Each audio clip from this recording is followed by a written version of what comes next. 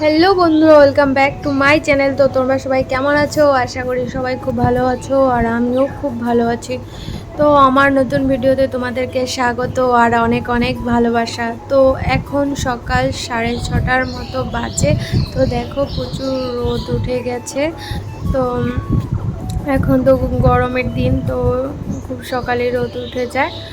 আর এদিক দিয়ে দেখো আমার নিজের হাতের লাগানো ফুল গাছে কত ফুল ফুটেছে, তাই ভাবলাম যে তোমাদের সাথে আজ শেয়ার করি। তো দেখো কি সুন্দর সুন্দর ফুলগুলো। তো ফুলগুলোর নাম জানি না ঠিকই, কিন্তু সবগুলো আমাদের হাতেই লাগানো। তো অনেক লোকের বাড়ি থেকে এনেছি। এনে এনে যেখানে যেটা দেখেছি সেটাই বাড়িতে নিয়ে এসে লাগিয়েছি।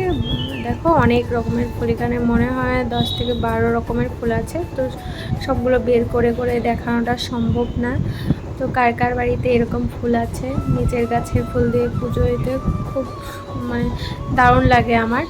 আর বিশেষ করে ঠাকুরকে প্রসাদ যেটাই দেই না কেন, কিন্তু ফুল দিয়ে যদি সাজিয়ে দেই আসনটা, তাহলে মনটা একদম ভরে যায়।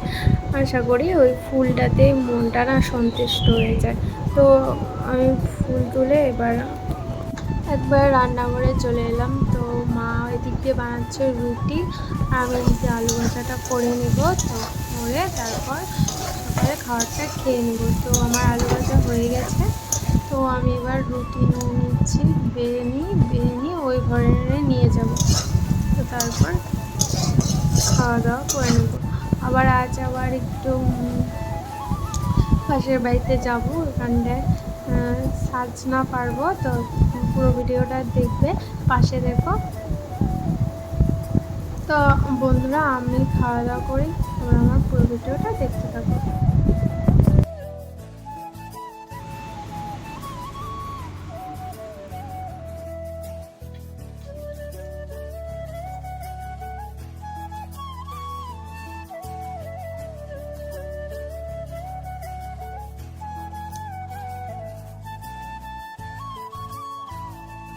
তো আমার খাওয়া দাওয়া কমপ্লিট। এগুলো আমাদের কাছে সুপারি বেড়েছে।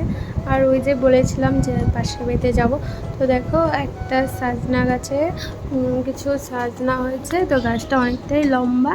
তো পাড়ার মতো কারোরই উপায় হচ্ছিল না, কোনো মানে মহিলা পার্টির আর কি কোনো পাড়ার ক্ষমতা ছিল না। তো সেই কারণে একটা মামা এই দিক দিয়ে গাছটা কেটে দিয়েছে, আর সবাই মিলে আমরা টুকাচ্ছিলাম।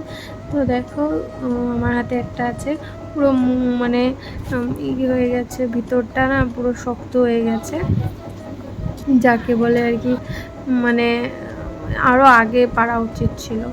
তো যাই হোক, দেখো যার যার বাড়িতে আর কি গাছটা, তো সে সবাইকে আর কি ভাগ করে দিচ্ছে। তো সবাই মিলে ভাগ করে নিলাম। তো এগুলো নিয়ে বাড়িতে চলে এসেছি। তো মা এখন কাটবে, তো ছোটো ছোটো করে কেটে নিয়েছে।